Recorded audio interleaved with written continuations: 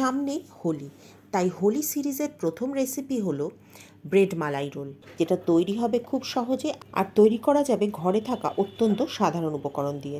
একটা ফ্রাই প্যানে 1 চামচ ঘি গরম করে সামান্য কিছু বাদাম দিয়ে একটু নাড়াচাড়া করে তার মধ্যে দিয়ে দিয়েছি 1 কাপ গুঁড়ো দুধ। এরই সাথে দিয়েছি 4 টেবিল চামচ লিকুইড দুধ। সমস্ত কিছু খুব ভালো করে মিশিয়ে মিনিট খানেক নাড়াচাড়া করলেই একটা মন্ডের মতো তৈরি হয়ে যাবে। ইনস্ট্যান্ট ক্ষীর মিক্স তৈরি।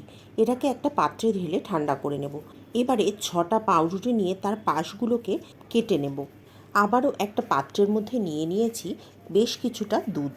এই দুধের মধ্যে পাউরুটিগুলোকে চুবিয়ে এক্সট্রা দুধটা চিপে ফেলে দিয়েছি। তারপরে এই পাউরুটির মধ্যে আগে থেকে তৈরি করে রাখা পুর দিয়ে একটা রোল বানিয়ে একটা প্লেটের মধ্যে নিয়ে নিয়েছি। ফ্রাই প্যানের মধ্যে আবারও নিয়ে নেব 1 লিটার দুধ, 1 চিমটি কেশর আর 2 টেবিল চামচ চিনি দিয়ে দুধটাকে ফুটিয়ে ঘন করে ক্ষীরের মতো তৈরি করে নিয়েছি। তারপরে এই দুধটা ব্রেডের ওপর দিয়ে রেখে দিতে হবে ঘন্টাখানেক। ওপর থেকে পেস্তা কুচি ছড়িয়ে সাজিয়ে দিন। ফ্রিজে ঠান্ডা করে তারপরে সার্ভ করুন। কেউ ধরতেই পারবে না যে এটা বাড়িতে তৈরি করা।